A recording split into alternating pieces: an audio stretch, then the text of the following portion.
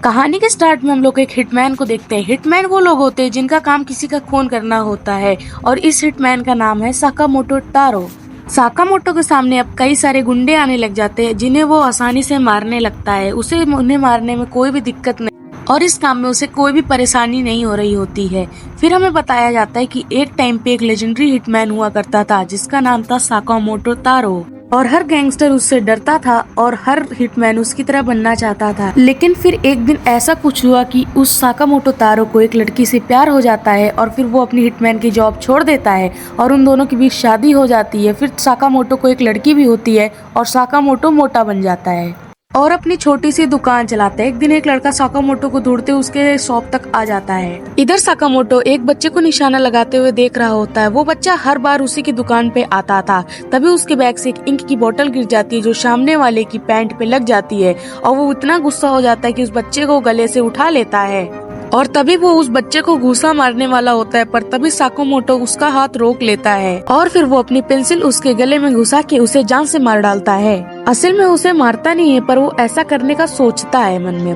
वो आदमी दुकान से बाहर चला जाता है और वो सब उस लड़के ने भी देख लिया होता है जो साकामोटो को ढूंढते हुए यहाँ तक आया था। वो जानता था कि साकामोटो उस आदमी को पेंसिल से मारना चाहता था। असल में ये भी एक हिटमैन है जिसका नाम शिन है। ये एक साइकिक है यानी जो दूसरों का दिमाग पढ़ सकता है। साकामोटो इसे एक थप्पड़ मारने का सोचता है और ये सब देख के शिन डर जाता है और कहता है वो भी एक हिटमैन है और वो भी एक टाइम पे इसके अंडर ही काम किया करता था। अब ये लोग बाहर आ जाते हैं। अब शिन कहता है कि यानी कि अब आप सच में एक छोटी शॉप में वर्क करने लगे हो।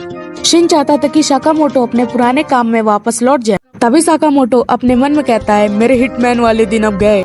जो सुन शिन बोलता है कि आप एक लेजेंडरी हिटमैन हुआ करते थे, आपसे हर एक गैंगस्टर डरा करता था, तो भी आप ये सब चीजें कैसे भूल सकते हैं। साकामोटो उसके सवाल का कोई भी जवाब नहीं देता है और अपने नूडल्स खाने लग जाता है। शिन कहता है कि अब वो कितना मोटा हो गया, अब वो पहचान में भी नहीं आता और ये कहते कहते वो सिगरेट जलाता है। पर तभी साकामोटो एक लाइट की रफ्तार से उसके हाथ से लाइटर बुझा देते हैं और उसे पॉइंट करते हैं कि ये एरिया नो स्मोकिंग है। शिन ये सब देख के हैरान हो जाता है और कहता है कि भले साकामोटो कितने भी मोटे हो गए हैं पर अभी भी उनके अंदर बहुत ताकत है। और तभी एक डिलीवरी वाला साकामोटो का कुछ सामान लेके के आया होता है और उसे साकामोटो की हेल्प भी चाहिए होती है। तभी शिन सोचता है कि शायद साकामोटो अभी भी हिटमैन वाला काम कर रहे हों और एक आम आदमी होने का दिखावा कर रहे हो, जबकि ऐसा कुछ नहीं था। डिलीवरी मैन को अपने पेड़ कट करवाने के लिए साकामोटो की हेल्प चाहिए होती। दरअसल साकामोटो टाउन के लोगों की छोटी मोटी हेल्प कर दिया करता था और बच्चों के दिलों पे राज करता था, चाहे बच्चे हो या बूढ़ो, वो सब के दिलों पे राज कर दिया करता था छोटी मोटी मदद करके। ये सब देख के शिन कहता है कि अब उसकी नजरों में साकामोटो की इज्जत कम हो गई है। फिर वो अपनी कार में जाके बैठ जाता है और सोचता है कि वो साकामोटो से पूरे 5 साल बाद मिल रहा है, पर तो भी अभी भी वो कितना कमाल का है। भले ही मोटा हो गया है पर उसका ऑरा अभी भी नेक्स्ट लेवल है और काश उसके साथ वापस से काम कर पाता। तभी उसके ओनर का कॉल आता है और उसका ओनर उससे पूछता है क्या तुमने अभी भी साकामोटो को हिटमैन बनने के लिए मना लिया। शिन जवाब देता है नहीं, अभी वो नहीं माना।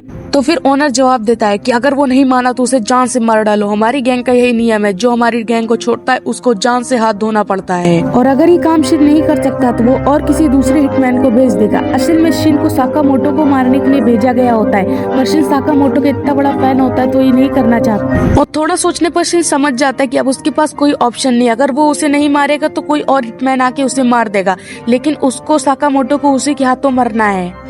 अगली सुबह शिन वापस से साकामोटो की शॉप पे पहुंच जाता है जहाँ पर उसकी वाइफ उससे पूछती है तुम वही हो ना जो कल भी आए थे।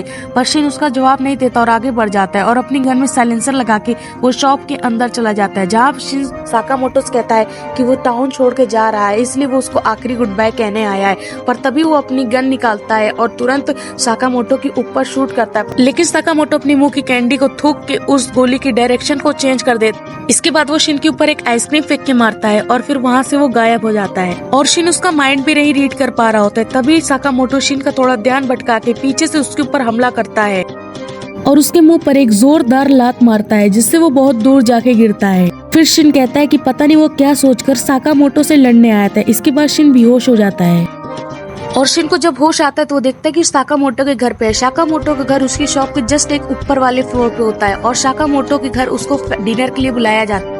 और फिर शिन सोचता है कि साकामोटो उसे अपने घर क्यों लेके आया और वो सोचता है कि कहीं उसके खाने में जहर तो नहीं। पर शिन के ऊपर किसी भी जहर का असर नहीं होता। पर शिन खाना खाना शुरू करता है और खाना उसे बहुत ही ज्यादा स्वादिष्ट लगता है क्योंकि उसने कई सालों से घर का खाना नहीं खाया होता है। और साकामोटो का भी यही रिएक्शन था पहली बार खाना खा के। शिन को आज इतना ज्यादा अच्छा लग रहा होता है कि आज तक उसने जो भी काम किया उसे सबसे ज्यादा इसी काम में अच्छा लगा। और फिर शिन को लगता है कि यही खुशियों के लिए साकामोटो ने हिटमैन वाला काम छोड़ा था। और फिर शिन साकामोटो को खाना के लिए शुक्रिया बोलता है। साकामोटो शिन को एक बोर्ड दिखाता है जिसमें लिखा होता है थैंक यू, फिर जरूर आना। और फिर वो अपनी गैंग के पास वापस चला जाता है जहाँ का ओनर उसको कहता है तुम उसे मार क्यों नहीं पाए। तभी शिन अपना सर नीचे झुका के कहता है कि प्लीज साकामोटो को ना मारो, और कहता है कि साकामोटो को ना मारो, वो अपने परिवार के साथ बहुत खुश है। ये सुन सभी हंसने लगते हैं और साकामोटो का बॉस कहता है साकामोटो ने नियमों को तोड़ा है, उसने अपनी जिम्मेदारियों को पीठ दिखाई है, तो इसलिए हमें साकामोटो को मारना ही पड़ेगा।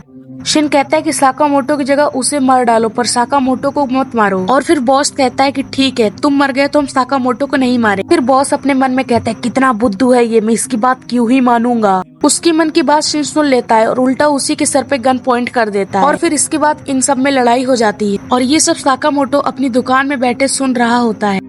और फिर वो कुछ बटने दबाता है जिससे हमें पता चलता है कि साकामोटो की दुकानों पे कई सारी गन्स छिपी हुई होती है। उनमें से वो एक स्टन गन लेता है और फिर उस शिन को बचाने चल देता है। वहाँ हम देखते हैं कि शिन सब लोगों से बच रहा होता है और सब लोग शिन को मार रहे होते हैं, पर शिन बहुत ही चालाकी से सबका माइंड रीड कर करके उन्हें मार रहा होता है। बॉस फिर सभी से कहता है कि उसके करीब जाओगे तो वो तुम्हारा माइंड रीड करके तुम्हें मार डालेगा। उसे कहता है कि सब लोग उसको इकट्ठा करके घेर लो।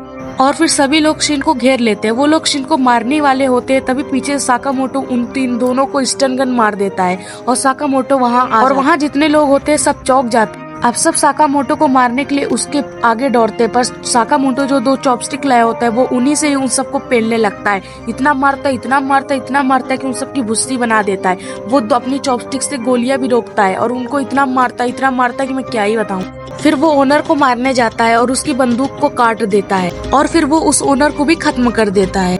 ये सब देख के शिन समझ जाता है कि अब भी साकामोटो एक लेजेंडरी हिटमैन है। और तभी शिन पूछता है कि उसे कैसे पता चला कि वो यहाँ है। साकामोटो उसे बताता है कि उसने उसकी गन में ट्रैकर फिट कर दिया था जिससे वो उसकी लोकेशन जान पाया। शिन ये सब सुन के बड़ा ही हैरान हो जाता है और मन में सोचता है कि साकामोटो कितना ज्यादा। तभी साकामोटो शिन को एक अपनी दुकान की शर्ट दे देता है और उसे कहता है कि हर घंटे के उसको 400 येन और ओवर टाइम के पैसे अलग से। यानी साकामोटो शिन को ऑफर कर रहा होता है कि वो उसकी दुकान पे जॉब करे।